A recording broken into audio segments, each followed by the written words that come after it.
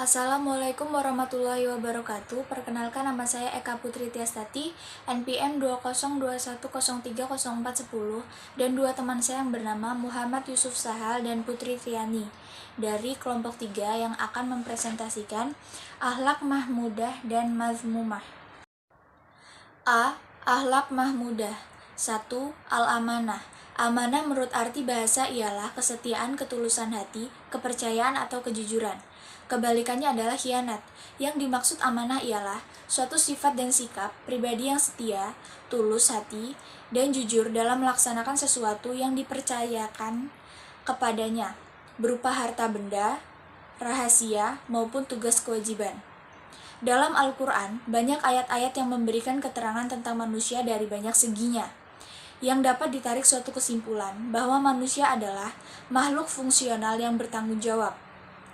Di dalam surat Al-Mu'minun, dengan bentuk bertanya, Allah Subhanahu wa Ta'ala berfirman, yang artinya, apakah kamu mengira bahwa sesungguhnya kami menciptakan kamu secara main-main saja, dan bahwa kamu tidak akan dikembalikan kepada kami?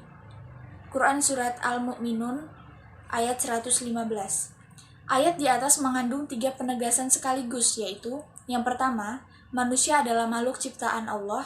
Yang kedua, manusia diciptakan tidak sia-sia, tetapi berfungsi. Yang terakhir, manusia akhirnya akan dikembalikan kepada Tuhan untuk mempertanggungjawabkan semua perbuatan yang dilakukannya pada waktu hidup di dunia ini. Dan perbuatan itu tidak lain adalah realisasi daripada fungsi manusia itu sendiri. 2. Asyidku. Yang dimaksud dengan asyidku adalah memberitahukan sesuatu sesuai dengan fakta atau kejadiannya, mengabari lainnya menurut apa yang ia yakini akan kebenarannya. Dalam bahasa Indonesia disebut dengan istilah benar atau jujur. Penggambaran ini tidak hanya dalam ucapan, juga dalam mengenai perbuatan, seperti isyarat dengan tangan, goyang kepala, dan sebagainya. Kewajiban bersifat dan bersikap benar ini diperintahkan dalam Al-Quran, yang artinya, hai orang-orang yang beriman, bertakwalah kepada Allah, dan hendaklah kamu bersama orang-orang yang benar. Quran Surat At-Taubah ayat 119. 3. Al-Adlu. Dalam buku Taisirul Khalaq disebutkan bahwa adil ialah berlaku sama tengah dalam segala urusan dan melaksanakannya sesuai dengan ketentuan syariat. Sebagian ahli ilmu mengatakan adil ialah kecenderungan kepada kebenaran. Dengan kata lain, adil ialah mengerjakan yang benar dan menjauhkan yang batil. Sifat dan sikap adil ada 2 macam. Yang pertama, adil yang berhubungan dengan perseorangan, yakni tindakan memberikan hak kepada yang punya hak.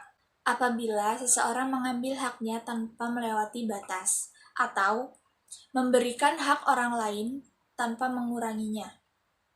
Yang kedua, adil yang berhubungan dengan kemasyarakatan dan pemerintahan. Misalnya tindakan hukum yang menghukum orang-orang jahat atau orang-orang yang bersengketa sepanjang neraca keadilan. Dan pemerintahan dipandang adil jika mengusahakan kemakmuran rakyat secara merata. Prinsip keadilan ini ditegakkan dalam Al-Quran, yang artinya, sesungguhnya Allah menyuruh kamu berlaku adil dan berbuat kebijakan. Quran Surat An-Nahl.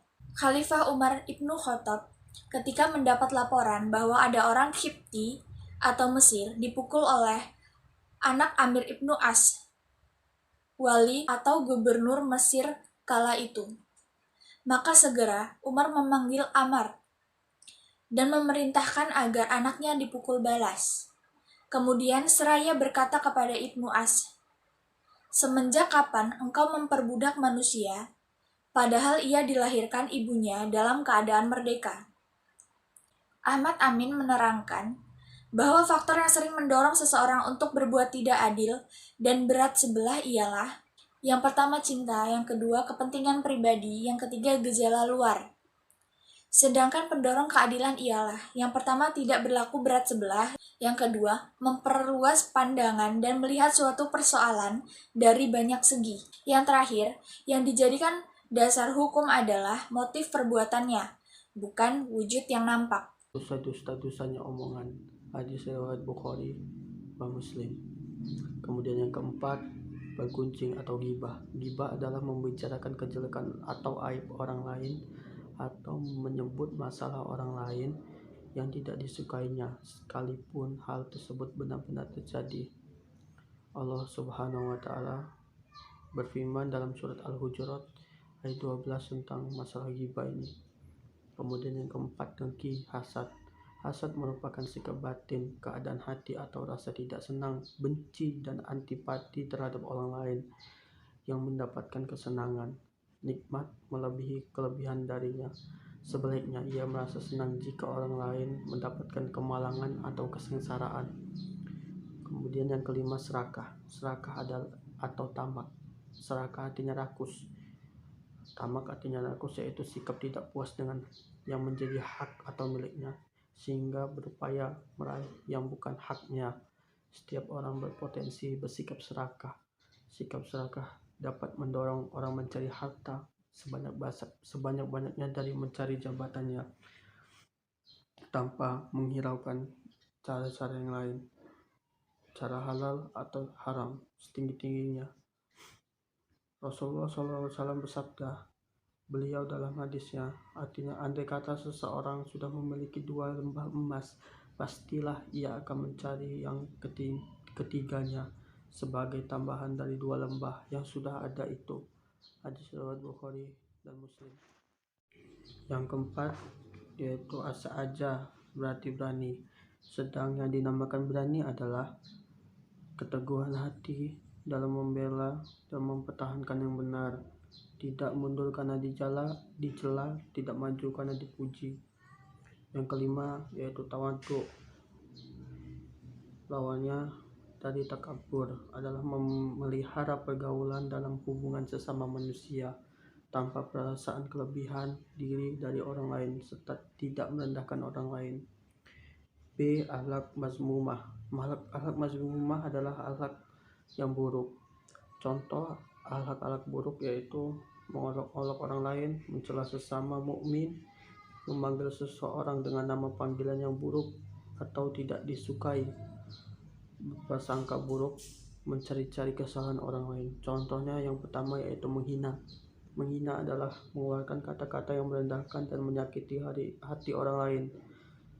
Dalilnya surat Al-Hujurat ayat 11. Memaki-maki seorang mukmin itu adalah perbuatan kefasikan.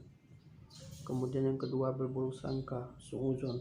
Buruk sangka itu menuduh atau memandang orang lain dengan kacamata hitam atau negative thinking,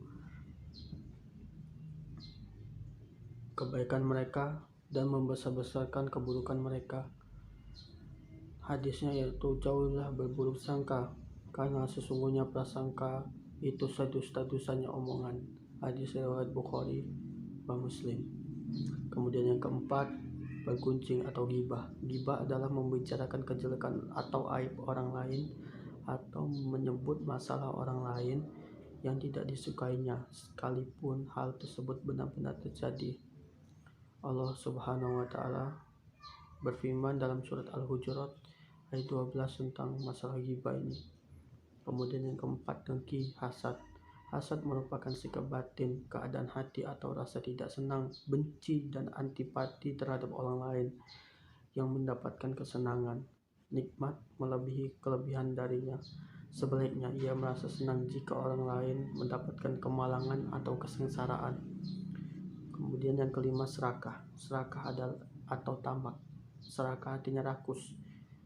Tamak artinya rakus, yaitu sikap tidak puas dengan yang menjadi hak atau miliknya, sehingga berupaya meraih yang bukan haknya. Setiap orang berpotensi bersikap serakah. Sikap serakah dapat mendorong orang mencari harta sebanyak-banyaknya dari mencari jabatannya, tanpa menghiraukan cara-cara yang lain, cara halal atau haram setinggi-tingginya. Rasulullah SAW bersabda, beliau dalam hadisnya, artinya andai kata seseorang sudah memiliki 2 lembah emas, pastilah ia akan mencari yang ketiganya sebagai tambahan dari 2 lembah yang sudah ada itu. Hadis riwayat Bukhari dan Muslim. Materi selanjutnya yang keenam yaitu kikir. Kikir adalah penyakit hati. Sifat ini bersumber dari ketamakan, cinta dunia, atau suka kemegahan. Orang yang terbebas dari sifat kikir termasuk orang yang beruntung. Sebagaimana disampaikan dalam surat Al-Hasr ayat 9 yang diperkuat dengan hadis Rasulullah SAW yang diriwayatkan Muslim, yang artinya tiada akan berkurang harta benda yang disedekahkan, tiada akan menambah Allah kepada seseorang yang suka memaafkan melainkan kemuliaan, dan tiada seseorang yang merendahkan diri karena Allah melainkan Allah akan meninggikan derajatnya. Hadis riwayat Muslim. Yang ketujuh, riya. Riya adalah sikap ingin dipuji orang lain. Lawan ikhlas ini haram hukumnya. Nabi SAW menyebutnya sebagai syirik kecil. Artinya, sesungguhnya yang kutakuti dari segala hal dan yang kutakuti atasmu adalah syirik kecil. Para sahabat bertanya, apakah syirik kecil tersebut ya Rasulullah? Beliau menjawab, yaitu riya. Hadis riwayat Ahmad dan Baihaqi. Yang kedelapan, berdusta. Berdusta adalah ciri kaum munafik, selain mengkhianati kepercayaan dan mengingkari janji. Hadis riwayat Bukhari dan Muslim. Yang kesembilan, bermusuhan. Bermusuhan adalah sikap bertentangan dengan semangat ukhuwah Islamiyah atau persaudaraan dalam Islam. Orang-orang muslim dilarang saling bermusuhan. Quran surat Al-Maidah ayat 2 artinya, janganlah kalian saling membenci, saling mendengki, dan jangan pula saling mengkhianati. Jadilah kalian hamba-hamba Allah yang bersaudara. Tidak halal bagi seorang muslim mendiamkan saudaranya lebih dari 3 hari. Hadis riwayat Muslim. Yang ke-10, mengadu domba. Mengadu domba adalah mendorong dua pihak atau lebih untuk saling bermusuhan. Artinya, tidak akan masuk surga orang-orang yang memanaskan persaudaraan. Hadis riwayat muttafaq alaih. Yang ke-11, sombong. Sombong atau takabur adalah merasa bangga pada diri sendiri, merasa paling baik, merasa paling benar, sehingga menolak kebenaran dan merendahkan orang lain. Quran surat Al-A'raf ayat 146 dan hadis Nabi SAW. Takabur ialah merasa paling benar sehingga menolak kebenaran dan menghinakan orang lain. Hadis riwayat Muslim. Sekian materi yang dapat kami sampaikan. Lebih dan kurangnya kami mohon maaf. Kepada Allah kami mohon ampun. Atas perhatiannya kami ucapkan terima kasih. Saya akhiri. Wassalamualaikum warahmatullahi wabarakatuh.